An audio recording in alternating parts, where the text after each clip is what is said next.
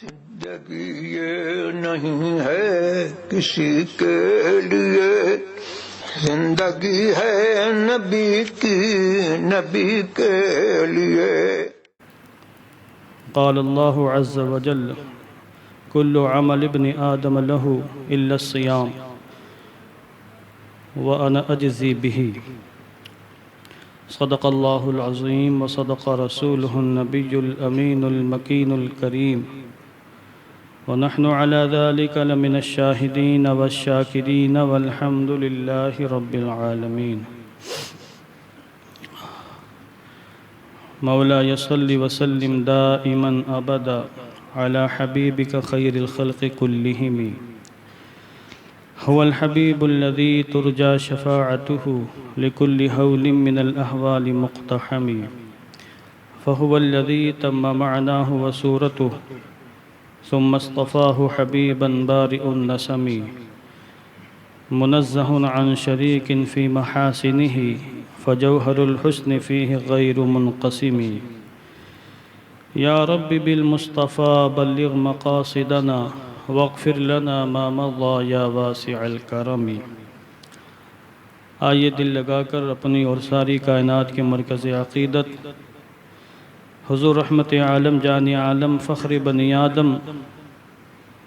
احمد مجتبی محمد مصطفیٰ صلی اللہ تعالی علیہ وسلم کے مقدس بارگاہ میں درود و سلام کا ہدیہ محبت پیش کریں۔ اللہم صلی علی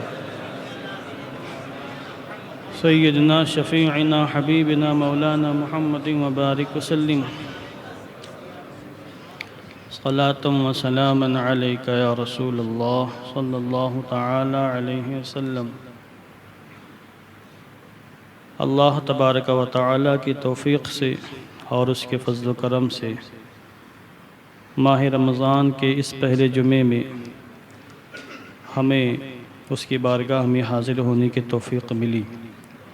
فالحمدللہ علی ذالک۔ دعا کرتا ہوں کہ اللہ عز و جل ہم سب کی حاضری قبول فرمائے۔ پچھلے ہفتے میں نے ماہ رمضان کے حوالے سے روزوں کی اہمیت اور فضیلت کے حوالے سے چند باتیں عرض کی تھیں۔ آج پھر چونکہ پہلا جمعہ ہے، میں بطور ترغیب و تشویق کے چند باتیں پیش کرنے کے لیے حاضر ہوا ہوں۔ ماہ رمضان میں خوش نصیب مسلمان روزے رکھتے ہیں، اپنی رب کی رضا کے لیے، رب کی محبت میں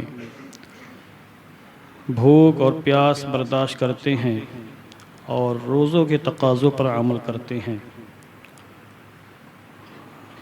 اسے کوئی یہ نہ سمجھے کہ یہ بہت معمولی عمل ہے۔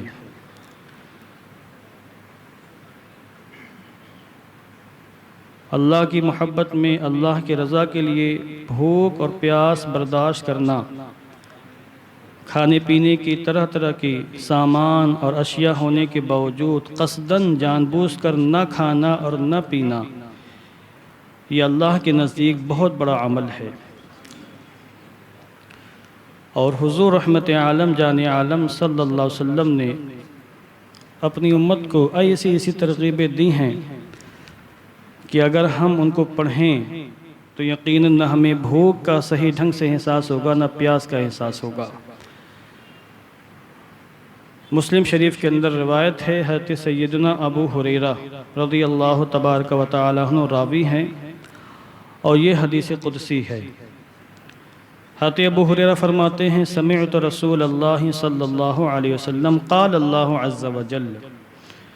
میں نے اللہ کے رسول صلی اللہ علیہ وسلم کو یہ فرماتے ہوئے سنا کہ اللہ عز و جل نے فرمایا۔ جس حدیث میں حضور یہ فرمائیں کہ اللہ نے فرمایا، وہ حدیث قدسی ہوتی، بس اتنا سمجھ لیں آپ۔ اللہ نے فرمایا، کل عمل ابن آدم له الا الصیام فإنه لی وأنا اجزی بہ۔ اللہ عز و جل نے یہ فرمایا کہ انسان کا ہر عمل خود اس کے لیے ہے سوائے روزوں کے، کیونکہ روزہ میرے لیے ہے اور روزے کا بدلہ میں ہی عطا کرنے والا ہوں۔ مسلم شریف کے اندر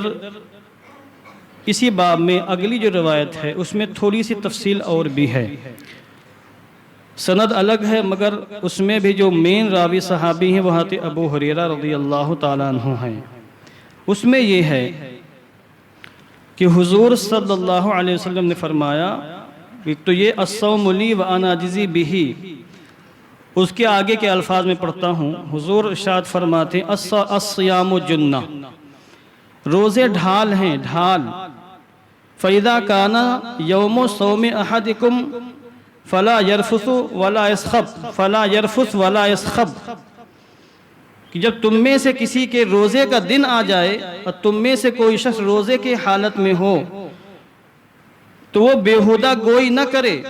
بیہودہ باتیں نہ کرے اور بے شربی کی باتیں نہ کرے۔ فَإِن صَابَّهُ أَحَدٌ أَوْ قَاتَلَهُ فَلْيَقُلْ إِنِّي امْرُؤٌ صَائِمٌ،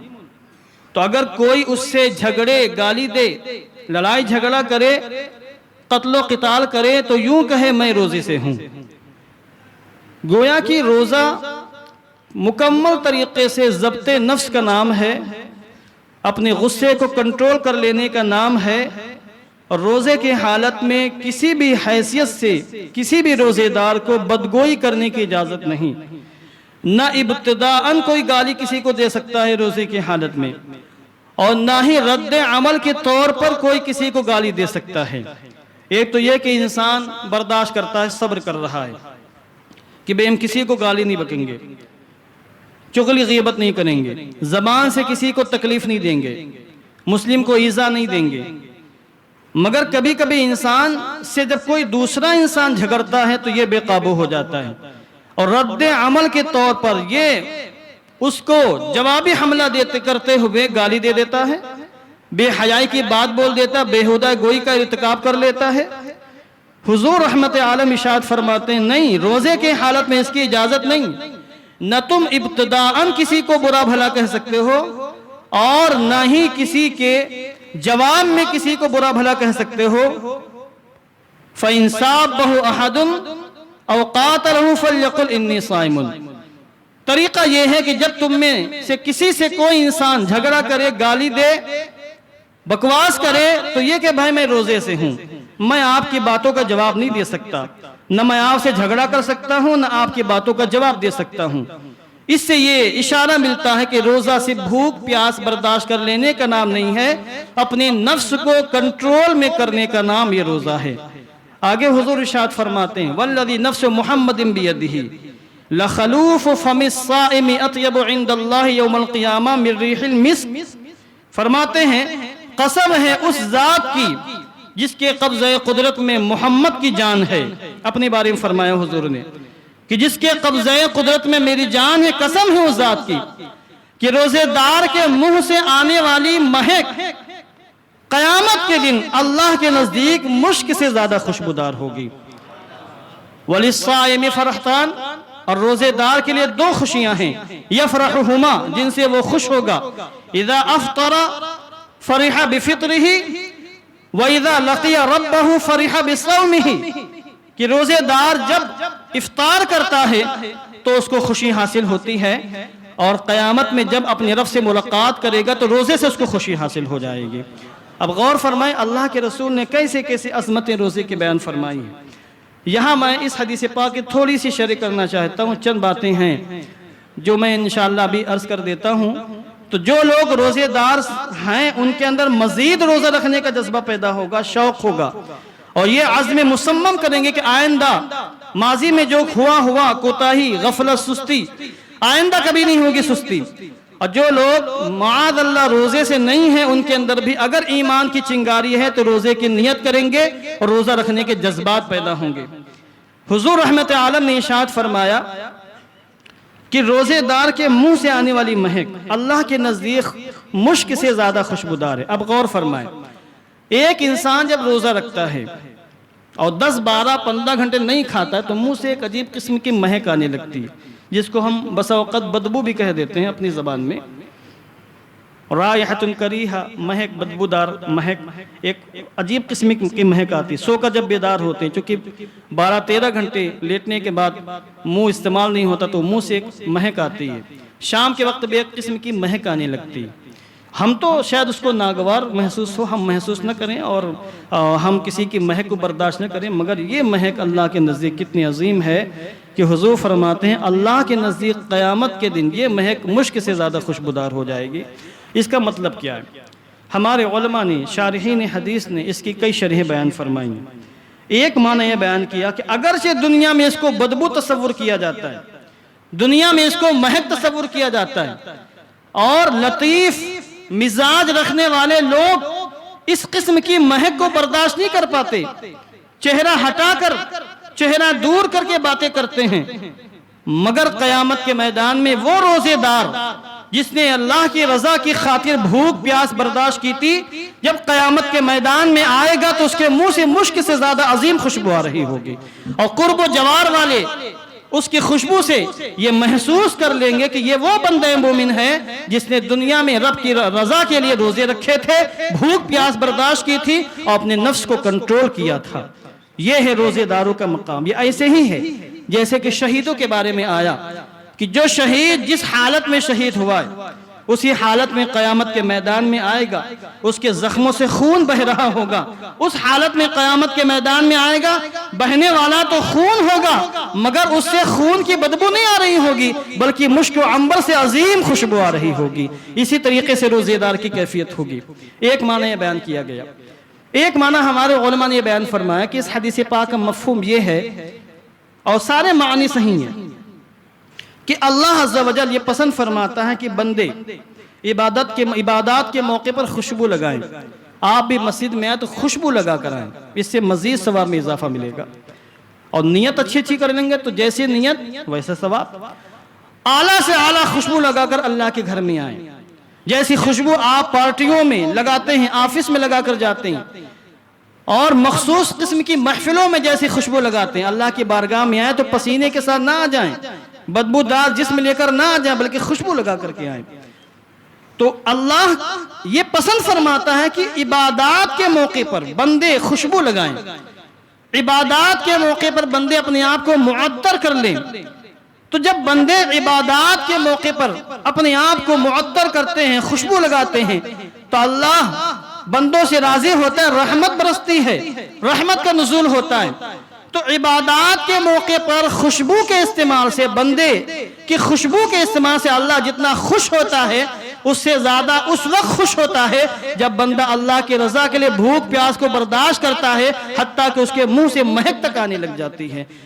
تو یہ جو مہک ہے اس کی قدر ہے اللہ کے نزدیک، بڑی عظیم قدر ہے۔ ایک معنی یہ بیان کیا گیا کہ یہ خوشبو سے فرشتوں کو بڑی راحت ملتی ہے، بدبو سے شیطان کو راحت ملتی ہے، اور خوشبو سے فرشتوں کو راحت ملتی ہے۔ ان کا بڑا لطیف مزاج ہے فرشتوں کا، بالخصوص مسجد کے اندر جو رحمت کے فرشتے ہوتے ہیں ان کو وہ چھوٹی موٹی مہک کو بھی برداشت نہیں کر پاتے، اس لیے کچا پیاز اور کچا لہسن وغیرہ کھا کر مسجد میں آنا منع ہے، کیونکہ جو رحمت کے فرشتے مسجد کے اندر ان کا مزاج بہت لطیف ہے، یہ برداشت نہیں کر پاتے ہیں، ان کو تکلیف ہوتی ہے، اس لیے حضور نے فرمایا کہ یہ ساری چیزیں کھا کر مسجد میں نہ ہو۔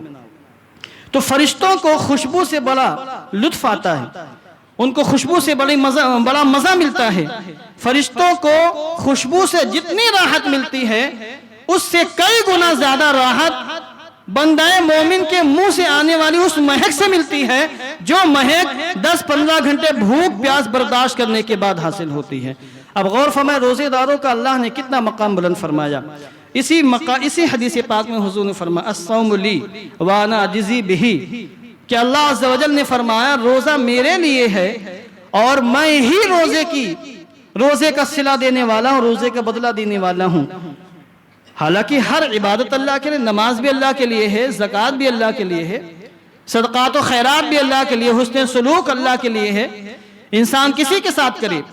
کوئی بھی نیکی انسان کرے، وہ ساری نیکیاں اللہ کے لیے ہوتی ہیں، اللہ کی رضا کے لیے ہوتی ہیں، آخرت کی کامیابی کے لیے ہوتی ہیں۔ مگر اللہ نے نماز کے بارے میں نہیں فرمایا کہ نماز میرے لیے میں ہی اس کی جزا دوں گا، حج میرے لیے میں اس کی جزا دوں گا۔ جو صیغے اللہ نے روزے کے باب میں استعمال فرمائے، الصوم لی وانا اجزی بہ، حدیث قدسی میں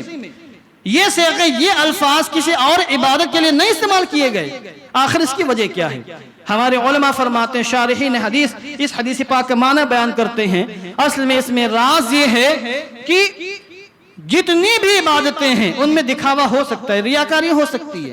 کوئی نہ کوئی دیکھنے والا ہو سکتا ہے۔ انسان نماز پڑھتا ہے تو جماعت میں شریک ہونا ہے، درجنوں لوگ دیکھتے ہیں۔ حج بیت اللہ کرتا ہے انسان تو اس کو تو لاکھوں لوگ دیکھتے ہیں۔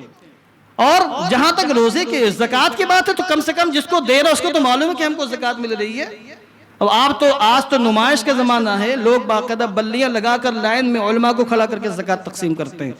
وہ بھی 2.5% نہیں، تھوڑی موڑی دے کر کے سینہ تان کے کہتے ہیں ہم نے زکوٰۃ پوری دے دی۔ اللہ سب کو ہدایت دے اور صحیح ڈھنگ سے زکوٰۃ نکالنے کی توفیق عطا فرمائے۔ تو میں عرض یہ کر رہا تھا کہ کسی بھی عبادت کے لیے اللہ نے یہ نہیں فرمایا کہ یہ عبادت میرے لیے ہے میں اس کا صلہ دوں گا، مگر صرف روزے کے بارے میں فرمایا، کیونکہ روزہ ایسی عبادت ہے کہ اگر بندہ مومن خود کسی سے بیان نہ کرے کہ میں روزے سے ہوں تو کوئی نہیں جان سکتا کہ میرے بازو میں بیٹھے ہو بندہ یہ روزے سے ہے۔ یہ راز کی بات ہے، بندہ اللہ کے لیے روزے رکھتا ہے، بھوک پیاس برداشت کرتا ہے۔ آپ کے بازو میں کوئی ایک انسان صبر کر رہا ہے، بھوک برداشت کر رہا ہے، پیاس برداشت کر رہا ہے، اور آپ کو اس کی بھنک تک نہیں کہ یہ بازو میں بیٹھا انسان پیاسا ہے، بھوکا ہے، وہ صرف اللہ کے لیے برداشت کر رہا ہے، اللہ کے لیے برداشت کر رہا ہے، اللہ کے لیے صبر کر رہا ہے۔ تو یہ بندے اور خالق کے درمیان ایک راز کی بات ہے، اس میں ریاکاری نہیں ہو سکتی، اس میں دکھاوا نہیں ہو سکتا ہے۔ تو جس عبادت میں ریاکاری ہو نہیں سکتی ہے، اللہ نے اس عبادت کے شرف کے لیے یہ ارشاد فرمایا الصوم لی وانا اجزی بہ، روزہ میرے لیے ہے کہ میرے بندے نے صرف میری رضا کے لیے، ریاکاری کے بغیر، دکھاوے کے بغیر صرف میری رضا کے لیے بھوک پیاس برداشت کی ہے، تو اس کا جو حقیقی بدلہ ہوگا قیامت کے میدان میں اپنے دست قدرت سے وہ بدلہ میں اپنے بندے کو عطا فرماؤں گا۔ الصوم لی وانا اجزی بہ۔ تو یہ دیکھیے کتنا عظیم مقام روزے داروں کا ہے۔ اور اس مقام پر ایک بہت پیاری بات یہ کہی گئی ہے کہ یہ اضافت تشریفی ہے، یعنی روزے کے شرف کو، روزے کے کمال کو، روزے کے فضیلت کو بیان کرنے کے لیے اللہ نے روزے کا انتصاب اپنی جانب کیا۔ جیسے کہتے ہیں کعبۃ اللہ، خانہ کعبہ، اللہ کا کعبہ، خانہ کعبہ، اللہ کا گھر، بیت اللہ۔ اب اللہ کا تو کوئی گھر نہیں ہے، وہ تو مکان سے، زمان سے پاک ہے، وہ زمان کا بھی خالق، مکان کا بھی خالق، وہ زمان و مکان سے پاک ہے، وہ جسم جسمانیات سے پاک ہے۔ یہ ہمارا عقیدہ ہے اہل سنت والجماعت کا۔ مگر پھر بھی بیت اللہ کہا جاتا ہے، مسجد کو اللہ کا گھر کہا جاتا ہے، یہ محض شرف کے لیے کہ اللہ نے مسجدوں کو اپنی جانب منسوب کیا، مسجدوں کا مقام بیان کرنے کے لیے، بیت اللہ کو اپنی جانب منسوب کیا اس کا مقام بیان کرنے کے لیے، اس کے شرف کو ظاہر کرنے کے لیے۔ اسی طرح اللہ نے روزے کے شرف کو، روزے کے مقام کو بیان کرنے کے لیے اور اس کے شرف کے اظہار کے لیے اللہ نے اپنی جانب نسبت کی اور کہا الصوم لی وانا اجزی بہ۔ امام بیہقی نے اس مقام پر بہت پیاری بات کہی، میں اس کو تھوڑا سا بیان کرنا چاہتا ہوں۔ دلائل النبوہ کے اندر امام بیہقی بیان فرماتے ہیں اصل میں معاملہ یہ ہے، یہ سارے جوابات صحیح ہیں، ہمارے علماء نے اپنے اپنے علم کے اعتبار سے حدیث کا معنی بیان کیا، اور حضور رحمت عالم جان عالم کی خوبی یہ تھی کہ اللہ نے آپ کو جوامع الکلم سے سرفراز فرمایا، یعنی باتیں مختصر اور ان کے اندر معانی کا سمندر، یعنی ایک ایک چھوٹے چھوٹے جملوں میں بہت زیادہ معانی، کثرت کے ساتھ معانی۔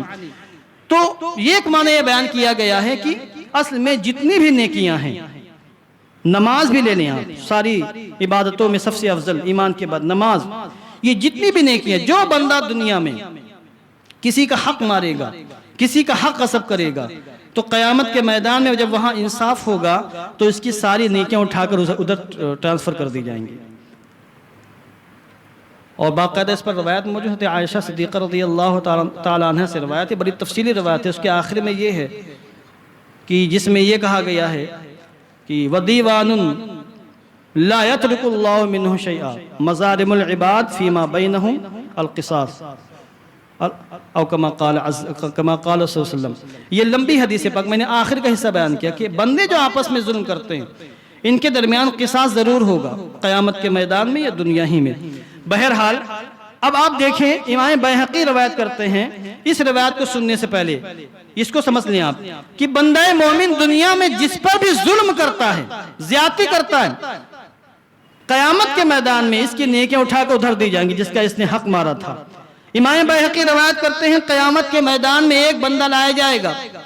اور بندے ہوں گے، ایک بندے کی بات، اس کے بعد روزے بھی ہوں گے، نماز بھی ہوگی، حج بھی، زکوٰۃ بھی، صدقات و خیرات، ساری نیکیاں ہوں گی، مگر اس نے دنیا میں کسی کا حق مارا تھا، کسی کا مال مارا تھا، پریشان کیا تھا۔ قیامت کے میدان میں جن جن لوگوں کا حق مارا تھا وہ سب اللہ کی بارگاہ میں فریاد کریں گے۔ اللہ حکم دے گا کہ اس کی نیکیاں اٹھا کر دوسروں کو دے دی جائے، نماز بھی دے دی جائے گی، زکوٰۃ بھی دے دی جائے گی، حج بھی دے دیا جائے گا، ساری نیکیاں اس کی اٹھا کر ان تمام لوگوں کو دے دی جائیں گی جن کا اس نے حق مارا تھا۔ روزے بچیں گے، روزے صرف اللہ فرمائے گا نہیں روزہ مت دو، روزہ اس نے میرے لیے رکھا ہے،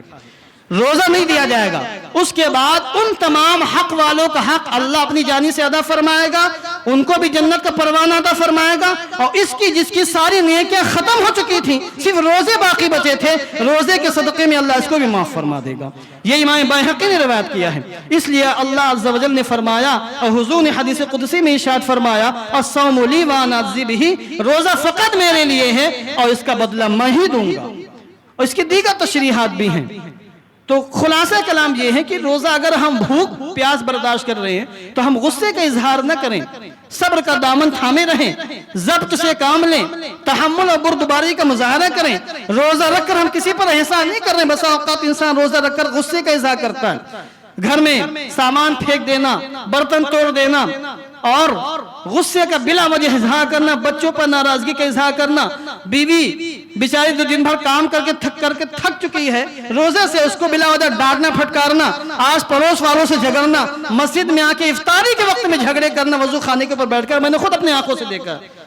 اب بوڑھے لوگوں کو کچھ زیادہ غصہ آتا ہے، معاف کیجیے گا مجھے۔ بہرحال میں عرض کر رہا ہوں کہ ہم روزہ رکھ کے کسی پر کوئی احسان نہیں کر رہے ہیں، اپنا بھلا چاہ رہے ہیں، اپنی کامیابی کے لیے محنت کر رہے ہیں، اللہ کی رضا کے لیے ہم بھوک پیاس برداشت کر رہے ہیں۔ جب بندوں کی رضا مقصود نہیں ہے تو ہم بندوں سے ناراض کیوں ہو رہے ہیں، اپنا غصہ کیوں دکھا رہے ہیں؟ تو روزہ ضبط نفس کا نام ہے، اپنے آپ کو مکمل طریقے سے کنٹرول کرنے کا نام ہے۔ اب دیکھیے اسی حدیث پاک میں حضور نے فرمایا الصیام جنہ، روزے ڈھال ہے، ڈھال۔ پہلے زمانے میں جنگیں ہوتی تھیں تو ڈھال، ایک ہاتھ میں تلوار ایک ہاتھ میں ڈھال ہوتی تھی، اور دشمن کے حملے کو ڈھال سے روکا جاتا تھا۔ وہ جو لوہے کی یا کسی بھی دھات کی دھات ہوتی ہے، اس سے صرف دشمن کی تلوار، اس کا نیزہ، اس کی تیر کو روکا جا سکتا ہے۔ مگر حضور فرماتے ہیں الصیام جنہ، روزہ بھی ڈھال ہے۔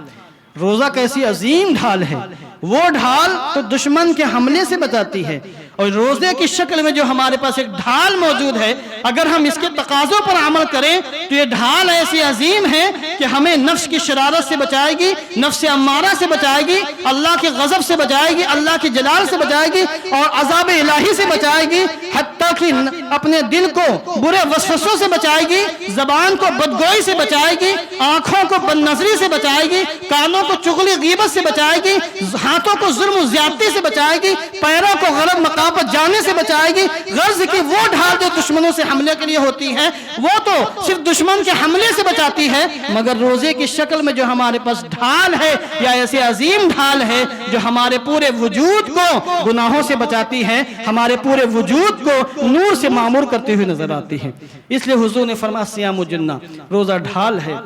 تو یہ حدیث پاک کس قدر عظیم ہے کہ اس میں حضور نے کتنی بشارتیں دی ہیں۔ ایک تو یہ کہ ہمارے منہ سے نکلنے والی مہک کوئی معمولی مہک نہیں، اگرچہ انسان اس کو ناپسند کریں مگر رب کی نظر میں اس کی بہت بڑی قدر ہے، چونکہ بندے نے محنت کر کے مشقت جھیل کر اس بو کو حاصل کیا ہے۔